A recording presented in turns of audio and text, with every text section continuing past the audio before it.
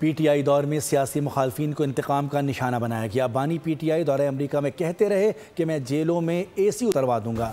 शहजाद अकबर जैसे लोगों ने तलखियाँ पैदा की। वज़ीर इत्तलात अता तारड़ की तहरीक इंसाफ पर कड़ी तनकीद, कहा कि हमने PTI की तलखियाँ बर्दाश्त की हैं।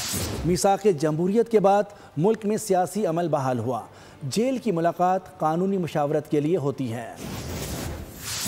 मुझे बता दीजिए कि आज वो यहाँ पे नहीं है।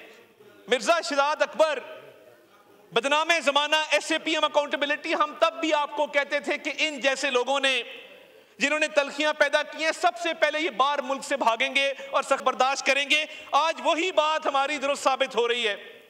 जिन्होंने माहौल खराब किया, जब ये तलखियां पैदा की और पार्लियामेंट के इदारे पर हमला आवर हुए और ये पूरी फ्रंट लाइन, ये जिधर ये बैठे हैं, मैं बस कंक्लूड कर रहा हूं जी, मैं कंक्लूड कर रहा हूं, I won't take much of your time. ये पूरी फ्रंट लाइन जब जेलों में बंद थी तो मैडम चेयरपर्सन, वजीर आजम हाउस के अंदर रोजाना मीटिंग होती थी कि जो जेल की मुलाकात होती है वो इसलिए होती है कि आप कानूनी मशावरत करें।